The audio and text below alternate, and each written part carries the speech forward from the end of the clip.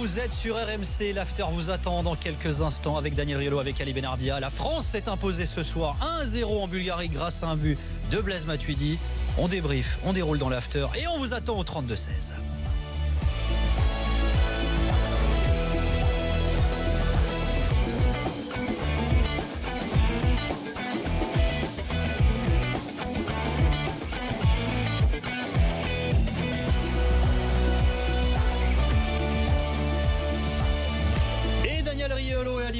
Qui sont avec nous. La France s'est imposée ce soir 1-0 en Bulgarie grâce à un but de Blaise Matuidi. On est avec Yaya qui nous a appelé au 32-16. Tiens Yaya, il y a Gwendal qui nous dit sur le hashtag RMC Live, très inquiétant le niveau de ce soir, aucune intensité, pas d'occasion et aucun fond de jeu. Est-ce que c'est ton avis aussi à toi Yaya? Oui, bien sûr. C'est vrai qu'on n'a pas été très performant. Après, je pense que vraiment, c'est à l'image de Deschamps, il est là pour la gagne. Donc le style de jeu, je pense qu'il s'en fout totalement. Ce qui l'intéresse, c'est d'aller à la Coupe du Monde, c'est son contrat. Et voilà, peu importe la manière. Ah ouais, mais tu bats qui en fait avec ce style de jeu là aujourd'hui dans le football d'aujourd'hui? Tu bats qui? Tu bats personne. Encore une fois, il suffit de refaire. Ça peut passer. Non mais regarde, il suffit de regarder tout le parcours depuis que Deschamps est là et de voir. Alors à part, on va me ressortir ce match tombé du ciel contre l'Allemagne, qui était quand même très très particulier. Pourquoi tu dis Parce que c'est la seule équipe que tu as vraiment battue. Oui, mais pour le reste, tu n'as rencontré aucun adversaire. Sur le coup, aucun adversaire. Pas censé le battre. Hein? T'es pas oui, non, tu dois pas le voir. Ce que je te dis, non, mais le résultat tombe du ciel. Le résultat est dingue. Oui, mais si le résultat va avec le fond du match, là, je suis assez intéressant. Cette exception-là, et en plus, elle t'emmène même pas au bout. Mais en fait, tu bats pas. Dans ces qualifs, t'as qui? T'as la Suède, t'es en train de ramer comme c'est pas permis. Et tu vas lui finir juste sous le nez. Et pour le reste, tu bats pas. Parce que l'histoire de maîtriser le jeu, aujourd'hui, on sait très bien qu'il y a beaucoup d'équipes qui ne sont plus dans la maîtrise totale, dans la domination globale, sauf l'Espagne, mais qui sauf sont l'Allemagne, tu sais, il y a beaucoup d'équipes de clubs qui cultivent ce jeu rapide de transition. Mais ça, on le fait pas non plus, parce qu'on n'est même pas une bonne équipe de contre. Non. On les exploite pas bien les contres. Si t'es vraiment bon en contre, le dernier ballon là où Griezmann part, ou Giroud qui va à 2 à l'heure essaye de partir sur. En plus, tu peux pas jouer en contre avec Giroud de toute façon. Qui doit la donner. Giroud il part, ils croisent leur course et tout. En plus, tu as les deux tracteurs, Payet et Giroud, t'en as pas un qui fait moins de 15 au 100 mètres. De toute façon, tu vas pas le réussir. Oui, parce qu'on a parlé de l'entrée en jeu de Rabiot, mais celle de Payet, il faudra aussi prendre juste 30 secondes. C'était même étonnant de le voir rentrer en jeu un quart d'heure de la fin. Oui, déjà, le choix de le faire rentrer, bon, je comprends, c'est genre, on va essayer de garder un peu le ballon, on va essayer de mettre le pied sur le ballon. Tous les ballons, il les a perdus. Il est catastrophique. Alors lui, son entrée en jeu, alors là, lui, je sais même pas ce qu'il fait encore dans le groupe France. Bref. Mais t'es même pas une bonne équipe de contre, t'es même pas une équipe de transition. Bon, voilà. Oui, je suis là, j'écoutais attentivement. Vas-y, le mot de la fin pour toi, Yaya. Le mot de la fin, je voulais dire que grâce à l'OM, on a un banc en équipe de France. C'est pas mal. Et non, mais plus sérieusement, j'ai un peu peur je pense que on va aller en Coupe du Monde, que pour les tours là, les premiers tours, ça ira, mais quand on va passer en 16e, en 8e plutôt, ça sera vraiment très dur parce qu'on aura des équipes en face de nous qui vont jouer au ballon et là, à mon avis, ça s'arrêtera là malgré tout le talent que l'on a. Merci de nous avoir appelé Yaya en tout cas. Avec grand plaisir, ça me fait super plaisir d'avoir eu au téléphone et je conseille aux gens d'appeler parce que j'ai toujours réussi à vous avoir et c'est génial. Merci Yaya. Merci Yaya. En plus, tu as le prénom d'un très grand joueur de foot quand même. Exactement. Oui. Quand même. Antar Yaya, bien entendu. Ah non, je sais que tu pensais à Touré. À Yaya Touré, mais bon. Bonne soirée Yaya en tout cas, merci. Bonne soirée les gars. J'en profite pour vous rappeler les résultats de cette soirée. Alors dans le groupe de l'équipe de France, donc les Bleus sont imposés 1-0 en Bulgarie. La Suède a battu le Luxembourg 8-0. Victoire des Pays-Bas dans la douleur en Biélorussie 3-1. D'autres résultats européens. La Belgique s'est imposée 4-3 face à la Bosnie. Meunier a marqué, notamment il y a Carrasco qui a marqué aussi. Michi également été titulaire et il a marqué. L'Estonie a battu Gibraltar 6-0. Pas de but entre les îles Féroé et la Lettonie. On a quoi? On a la Grèce qui s'est imposée 2-1 à Chypre. Grâce à Mitroglou. Costas Mitroglou, le nouveau Marseillais. Il a égalisé pour les Grecs qui se sont donc imposés 2-1. Et alors, ça c'est le groupe de la mort, le groupe B. Enfin, en tout cas, ce sera l'une des grosses affiches de mardi. La Suisse a battu la Hongrie 5-2. Et le Portugal a eu du mal à Andorre. Victoire 2-0. Cristiano Ronaldo, qui était sur le banc, est rentré en cours de jeu en seconde période. Et il a marqué pour le Portugal. Et pourquoi il n'a pas démarré? Alors, il va nous dire parce que le terrain. Alors, parce que c'est un synthétique. Non. Qu'il n'était pas. Il avait peur qu'il se blesse, mais surtout parce que s'il prenait un jaune, il aurait été suspendu pour la finale, entre guillemets. Exact. Et il a pris le jaune, la Suisse. Non, il l'a pas pris. Ah, il n'a pas pris. Je pensais qu'il avait pris. J'avais une mauvaise info en provenance de qui? Il y aura Portugal-Suisse. il y aura Portugal-Suisse. Si le Portugal bat la Suisse, le Portugal est qualifié pour la. C'est une finale ? Non. Ah, c'est une finale, ouais. Non. Pourquoi ? Au niveau du goal average ? Eh ben, c'est le Portugal qui est devant largement. Ils sont devant. Oui. Ça a été. Pourquoi très tu dis mal. non alors ? Non, mais je pensais qu'ils étaient en dessous. Tu les tiens qui, toi, tes infos Portugal, de Nico Villas ? Non, surtout pas, je l'écoute surtout pas quand il parle du Portugal. Moi, je l'ai écouté tout à l'heure. Merde, Ronaldo, il a pris un carton jaune, il prend un match contre la Suisse. Et là, il me dit, non, j'ai jamais dit ça. J'ai dit s'il prend un carton jaune. J'ai dit s'il prend un carton jaune. Donc il était sur le banc, que t'étais déjà en panique, t'étais. Ah bah c'est pour ça qu'il a mis sur le banc. C'est un mec qui prend souvent des cartons. Ouh, avec ses humeurs. Tiens, résultat zone Afrique. Ah, ça m'intéresse. Victoire de l'Afrique du Sud face au Burkina 3-1. Pas de but entre l'Ouganda et le Ghana. Le Cameroun s'est imposé 2-0 face à l'Algérie. Victoire du Nigeria 1-0 face à la Zambie. Le Nigeria est qualifié, première nation africaine qualifiée pour la Coupe du Monde. Un partout, non. Victoire 4-1 de la Tunisie en Guinée. La RDC s'est imposée en Libye 2-1. Victoire du Sénégal au Cap-Vert 2-0. Et alors ça aussi, ça va être sexy comme tout. Le Maroc s'est imposé 3-0 face au Gabon avec un triplé de Boutaïb. Et là aussi, on a une finale alors. Et alors là, il y a une finale le 6 novembre entre la Côte d'Ivoire et le Maroc. Oh, ça va être chaud. Ça va être sexe. Par contre, la Tunisie, on peut dire pratiquement. Ouais, ils sont pas loin du coup. Ouais, ils sont pas loin du tout même. Ouais. Non, c'est le groupe Ouganda, Ghana qui va. Et l'Ouganda. C'est possible. Mais c'est l'Égypte qui est bien partie du coup. Ouais, mais ils sont devant là, l'Égypte, parce que l'Ouganda, ils sont devant. S'ils battaient le Ghana, ils étaient très bien placés, l'Ouganda. C'est dommage. On revient à cette victoire de l'équipe de France en Bulgarie ce soir 1-0. Le buteur Blaise Matuidi. Jerry, supporter de l'équipe de France, après son téléphone, il a composé le 32-16 et lui aussi, il est avec nous ce soir. Salut Jerry. Salut tout le monde, salut l'after. Salut Jerry. Jerry, me dit Flavien, l'un de nos producteurs qui nous appelle de la Martinique. Exactement. Alors en fait, je vous explique, de chez nous, en temps normal, on ne peut pas vous appeler. 32-16, ça fonctionne pas, je sais pas. Ah ouais. Et du coup, je me suis pris une ligne en fait de France pour pouvoir vous appeler. Oh, c'est génial. Ça fait 5 ans que je vous écoute, ça fait un moment. Ça, Jerry, bravo. Ça, c'est la classe. T'as pas chopé ni Maria, ni José, rien du tout. C'est passé loin, ça va, on a eu de la chance. Oh, échappé belle. Et du coup, Daniel, ça fait longtemps que je voulais te parler. Change rien surtout. Ah, donc t'as pris la ligne pour Daniel. C'est pas trop prévu le changement. Ça va te coûter cher. Le changement, c'est pas maintenant avec moi. Ça va te coûter cher. En plus, c'est passé de mode le changement. C'est clair. On vous écoute de chez nous quand même pas mal parce que voilà, même si vous passez une heure, on est encore au boulot, on essaie de faire l'effort de vous écouter. Mais en tout cas, changez rien. Mais il est quelle heure là chez toi, Jerry ? 17. Bon, ça va, t'as fini de bosser depuis 2 heures. Qu'est-ce que tu fais dans la vie, Jerry ? Alors du coup, moi je suis expert en web à la base. Expert en quoi ? En rhume ? Expert en web. En web. J'ai arrêté de travailler pour faire ma propre activité maintenant. D'accord. Bon, merci de nous avoir appelé, Jerry, alors. Merci. Non, mais il a dit ma propre activité, mais c'est quoi ta propre activité ? Alors du coup, moi je vais me mettre à mon compte. Et j'avais pour projet en fait de créer des franchises dans le domaine de la coiffure pour. Oh, c'est bien, c'est pas mal ça. Voilà. J'ai vraiment fait un bond entre les deux, mais disons que c'était un rêve d'avoir mes propres entreprises, donc du coup il y avait un besoin là-dedans, je me suis lancé là-dedans. Putain, je croirais dans les grandes gueules, c'est génial, Jerry. Bravo. Bon, alors t'as pensé quoi du match des Bleus de ce soir, Jerry ? Alors en fait, disons, je l'ai regardé avec ma fiancée du coup. Elle-même, elle a été déçue. Donc s'il arrive à être déçu elle-même, c'est que bon, je crois qu'il y a un problème. Et ce que je disais en fait au standard, c'est que je pense qu'on aurait pu s'appuyer sur des associations qui fonctionnent bien, notamment celle en club. Je pensais beaucoup à Kante et Bakayoko. Exactement. Et j'ai l'impression, dites-moi si je me trompe, j'ai l'impression qu'on force des joueurs à s'intégrer dans un système au lieu de faire l'inverse en fait. On a un mec qui est technique, rapide, Mbappé devant, on a un pivot Giroud, on a un créateur Griezmann. Pourquoi est-ce qu'on pas dans un système où ces mecs-là se sentent bien et pas que Griezmann qui est lié se retrouve à descendre au milieu de terrain pour faire le 10 ? Je comprends pas pourquoi est-ce qu'on fait pas l'inverse.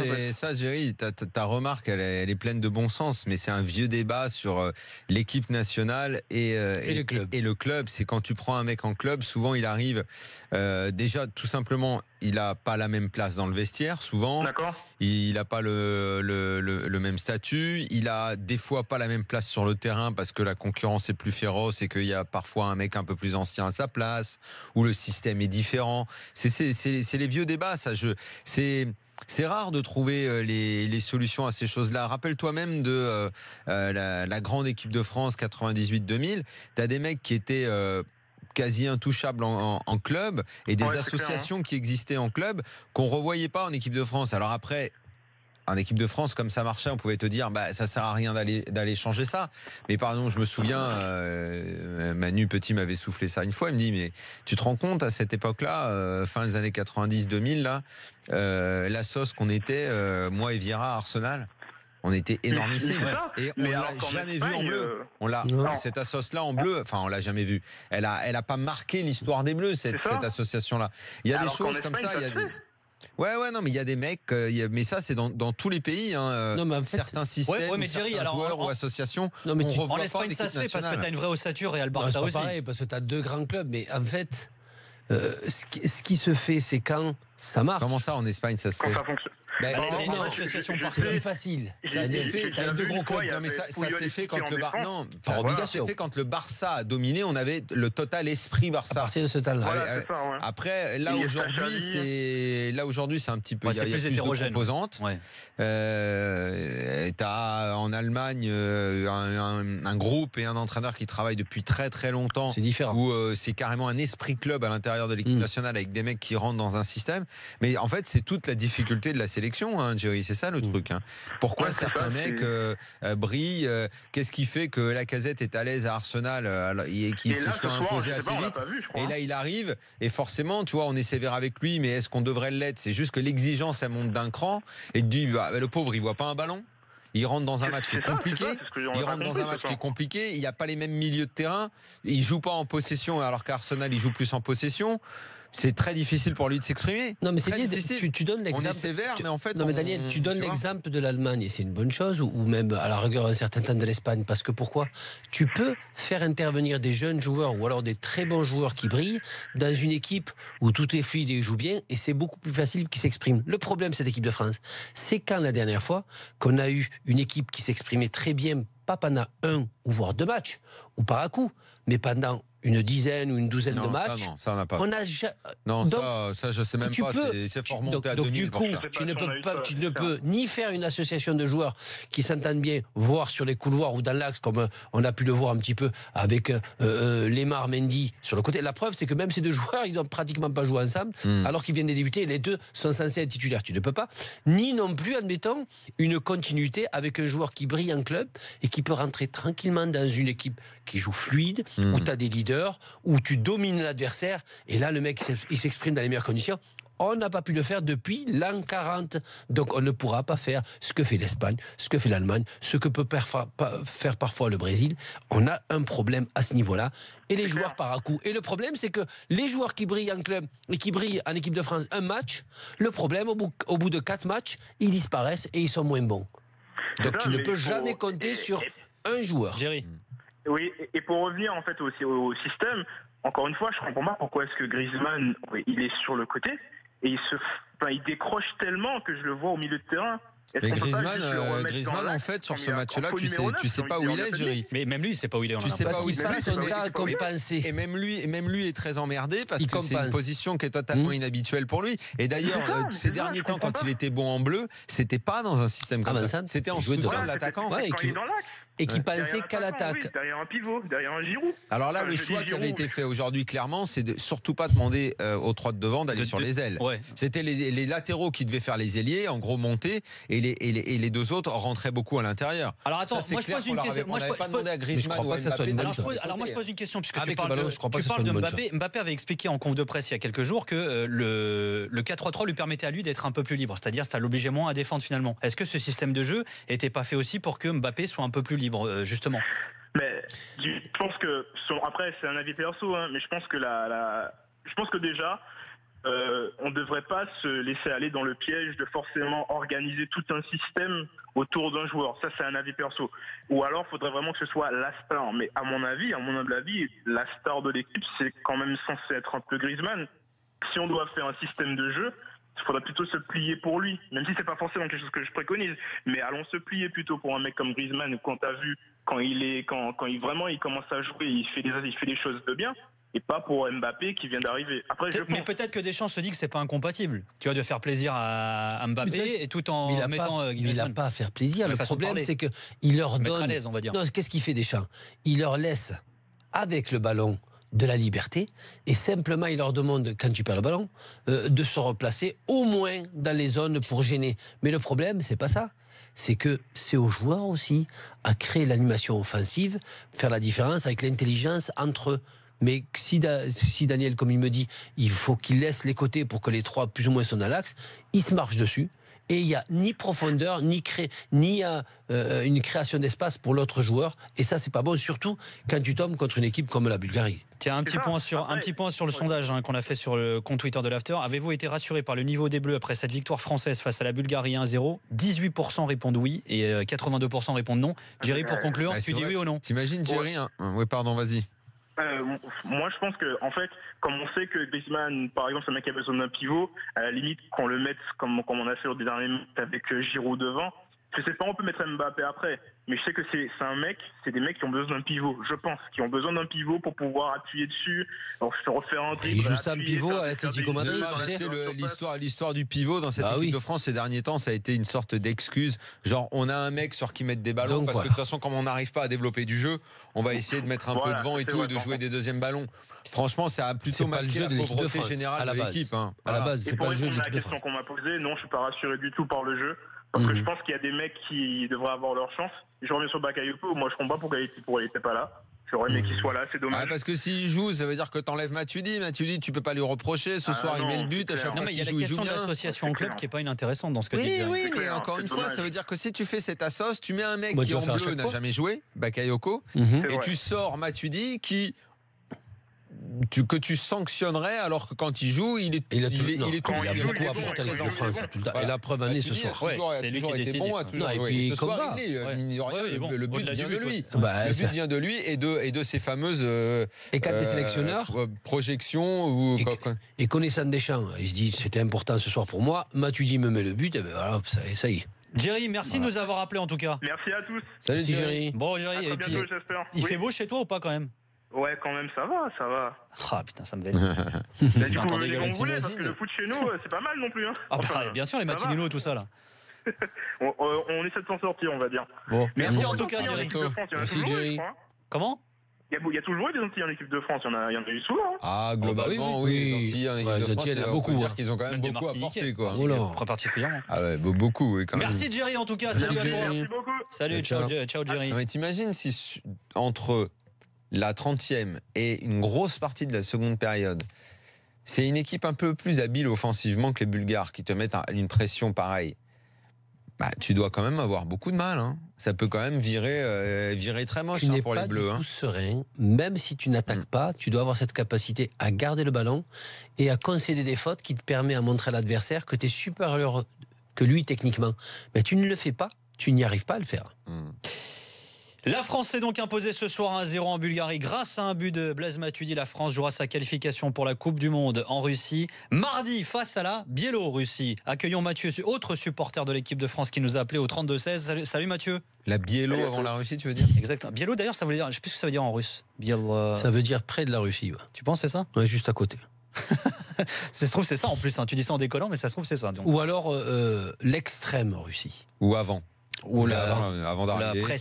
Ou la presque. Avant d'arriver, tu t'arrêtes un peu. Parce que Biello, ça veut dire presque. Tiens, si vous avez la réponse, on attend sur l'hashtag Amsalem. C'est le café où tu t'arrêtes avant d'aller. C'est Bistra. C'est le bistrot. Non, c'est la terrasse. Ça vient bistrot. Ça vient justement des guerres napoléoniennes en Russie. Et en fait, Bistra en russe veut dire vite. Et les Russes, quand ils voulaient boire, ils disaient Bistra. Et donc, d'où l'expression je vais au bistrot boire un coup rapidos. Voilà. Ah bon, bistrot russe. Bon, Mathieu, excuse-nous, parce que là, on est en mode culture. Bon, apparemment, ça voudra peut-être dire blanc. Ah, c'est-à-dire? Ah, ça veut dire blanc, Biela. Ah, peut-être. Ouais, blanc. D'accord. La façon dont tu le dis, Biela, ça fait portugais, toi. Ah non, pourquoi? Mais lui, j'ai fait du russe pendant 5 ans. Il tourne tout. Il traduit par le portugais. Pourtant, c'est deux langues dans la prononciation. C'est deux langues dans la prononciation qui sont très similaires. Ils font deux langues chantantes et gutturales. Ah non, vraiment. Parce que c'est pas sur la même route. Je suis désolé. Non, c'est vrai que c'est à l'opposé, mais les Portugais ont beaucoup voyagé quand même. Ça, c'est vrai. Ça, par contre, c'est vrai. Avec le bateau. Heureusement qu'ils avaient le bateau. Bon, Mathieu, t'as pensé quoi du match de l'équipe de France ce soir face à la Bulgarie alors? Ah bah catastrophique encore, hein. Heureusement que c'était que la Bulgarie en face, comme disait Daniel, parce que sinon ça aurait pas été le même résultat, je pense.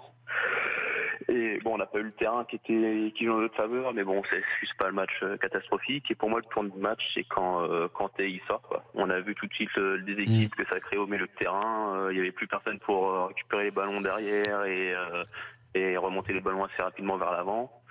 Et ouais, et puis rassuré par la défense centrale, Umtiti toujours présent, Digne, pourtant je suis pas un fan du tout de ce joueur-là, il a pas fait un mauvais match. Ah, il a pas été mal, moi. J'ai bien aimé Digne ce soir. Franchement, le désert à ce poste, notamment en première période, pas mal. C'est Digne qui joue parce que Kurzawa c'est mort, donc mais il n'est pas passé au travers Digne, de son côté. Pas, ce sera l'arrière gauche des Bleus. Mendy ne pouvant pas revenir avant la Coupe du Monde car blessé, ce sera en tout cas très compliqué pour lui. Il passe pas au travers, c'est cramé. Sur le Digne. Non, mais ce que j'ai bien aimé, c'est que je m'attendais qu'il passe un peu au travers, il passe pas au travers. Et à chaque fois qu'il est allé devant, il a apporté, il n'a pas perdu la balle.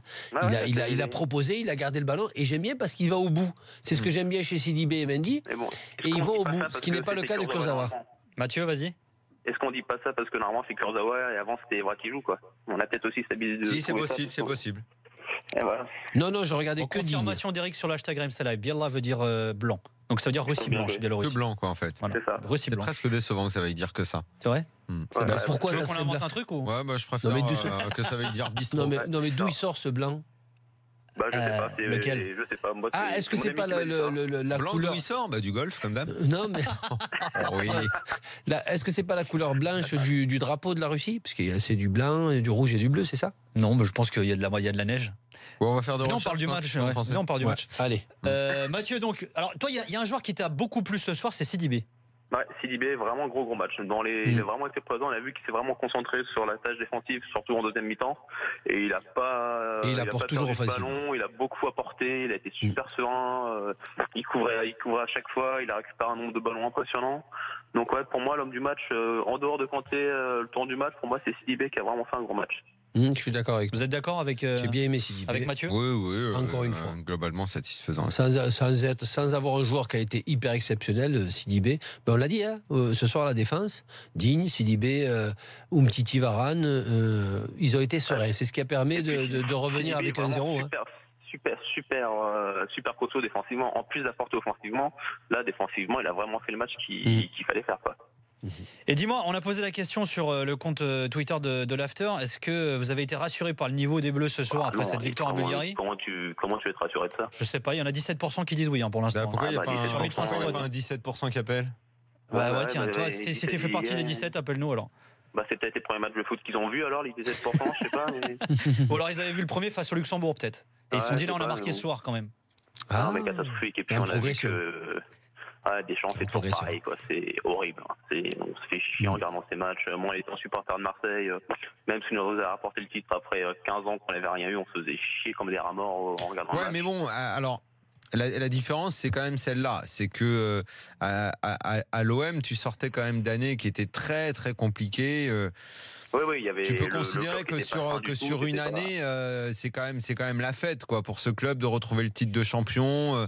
C'était quand même pas rien. Moi, j'étais beaucoup moins sévère à ce moment-là avec Deschamps parce que je trouvais que le contexte méritait de s'arrêter uniquement à la satisfaction. Et en plus, il y avait quand même des matchs. Cette équipe avait du caractère, à défaut d'être brillante. Bon, tu pouvais quand même Ouais, mais et puis ça pouvait suffire quand même, non? Oui, non, ça pour ça, je suis d'accord avec toi. On avait besoin de quelqu'un qui remette un peu les choses dans l'ordre, vu qu'on c'était le bordel et avec la direction. Mais il y avait surtout le fait qu'il n'y avait pas le potentiel offensif qu'il a maintenant, quoi. On n'a jamais eu, enfin pour moi, de mémoire. Attention, Mathieu, j'entends tellement le potentiel offensif, mais moi j'attends juste de le voir. Je suis d'accord, c'est pour ça que je dis potentiel. Non, parce qu'il y a plusieurs joueurs qui sont capables de. Alors attends, c'est statistique, hein, c'est qu'une stat, mais c'est vrai que finalement là tu sors de 2 matchs face à la Bulgarie et au Luxembourg et t'as claqué un but, quoi. Alors t'en as pris aucun, d'accord, mais entre le potentiel de faire quelque chose, et j'ai vu énormément de joueurs avoir le potentiel de faire. Mais le problème, c'est que je le vois pas, moi, en équipe de France, dérouler. Maintenant, Excusez-moi, une analogie un petit peu hasardeuse, mais il y a beaucoup de belles filles qui ont un super potentiel et tu peux te faire chier avec. Hein. Oh là là, c'est machiste ça. Daniel, on va avoir des problèmes. Je suis d'accord avec toi. Je suis d'accord, je valide. T'es relou, Daniel, on va avoir des soucis. Exactement. Ça marche avec les mecs ou pas? Je suis pareil. Alors là, on aura peut-être moins de problèmes. C'est pareil avec les mecs. J'accepterais tout à fait qu'une femme ait le même raisonnement. Okay. Complètement. Non, mais sans problème. Sauf que là, il n'y en a pas. Donc, je parlais à Alice. Et quand on a des nouvelles sur sa blessure ou pas? Sur la cuisse derrière. C'est soit ça, soit il voulait. C'est Jérôme Thomas qui me le souffle. Qui? Tu as demandé qui? Kanté. Ouais, Kanté. Ça va, contre la Biélorussie, on va peut-être pas chialer, non? Ça va. Blessure musculaire chez moi maintenant. contre le premier. Et le Russie t'a fait match nul chez eux. Là, tu vas être sous pression parce que tu es obligé de gagner de toute façon. C'est quoi le scénario cauchemar? Tu fais 0-0 contre la Biélorussie et les Suédois vont gagner aux Pays-Bas? Non, arrête. Ce serait. Il y a aussi Tolisso qui a fait un gros match. Il a vraiment l'une solide. Parce que les têtes qu'il s'est pris, on aurait plus d'un. Ça, ils ont tout fait pour le faire dégoupiller, le Tolisso. T'as raison. Et il a répondu présent dans un match difficile. Il a essayé un peu mais ils l'ont vite calmé. Il rechigne pas pour la baston. Et juste ton scénario catastrophe, je sais pas, tu as bien fait 0-0 à domicile face au Luxembourg. Ah oui, tu peux toujours fait match nul à Biélorussie. Non mais je veux dire, tu fais match nul face à la Biélorussie et effectivement la Suède est un point. Suède bat les Pays-Bas, t'es barragiste. De toute façon, mais bon. De toute façon, c'est pas ça, c'est que les Pays-Bas, même en gagnant, de toute façon, ils passent pas. Non mais nous on parle de la Suède. Pas barragistes. Je sais, mais les Pays-Bas ils reçoivent la Suède. Ils peuvent mathématiquement, mais il faut qu'ils gagnent 15-0 quoi. Et après il y a le scénar terrible pour les Suédois, c'est que les Pays-Bas battent la Suède et que la France fait match nul. Ça serait beau. Et c'est les Suédois qui se font carotter. Ça serait beau. C'est quasiment impossible pour le coup. Pourquoi? Parce que c'est la différence de but. C'est que les Suédois ne se qualifient pas directement, tu veux dire? Que ce soit les Pays-Bas qui grillent les Suédois. Ils peuvent pas. C'est super compliqué. Ils peuvent pas. La différence de but générale. La différence, elle est énorme. La différence de but générale. D'accord, c'est bon, j'ai compris. La Suède est à plus 7 et les Pays-Bas sont à plus 7, les Suédois sont à plus 19. Voilà. C'est énorme. Non, ils peuvent pas les battre 10-0, c'est pas possible. Il faudrait qu'il mette 2 essais de pénalité. On est d'accord. Compliqué. 26 moins 7, parce que je suis vraiment une balle en match, ça fait 19. Exactement. Donc ça fait plus. Et juste une dernière chose, vous trouvez que Pogba il manque à l'équipe de France? Qui ça? Pogba. Ah non, j'avais oublié. On est d'accord. Non, je plaisante. Ce qui est bien, c'est que Deschamps, ça y est, il s'est rendu compte que son joueur qui mettra sur cette colonne vertébrale, ça sera Kanté. Ça, c'est clair. Et je pense que là, encore ce soir, il a démontré avant, dans un match pourri, et quand il est sorti. On a ressenti de suite que le bloc s'était complètement déstructuré, surtout au milieu de terrain. Pour moi, Pogba, il va pas être titulaire en équipe de France. J'avais déjà fait une fois. De toute façon, c'est pas d'actu. Il est blessé pour encore un moment. Et de toute façon, habitue-toi, il sera titulaire. Merci Mathieu en tout cas de nous avoir appelés. Merci à vous. Bonne soirée à toi Mathieu. On vous rappelle que la France s'est imposée ce soir 1-0 en Bulgarie grâce à un but de Blaise Matuidi à la 3e minute de jeu. Les Bleus joueront leur qualification mardi au Stade de France face à la Biélorussie. On continue un Stade de France débriefer. Voilà, tout à fait. On va se faire l'évaluation de ce Bulgarie-France. Et puis ça fait longtemps que j'ai pas été au Stade de France. Je serai là. Avec Daniel Riolo. À tout de suite.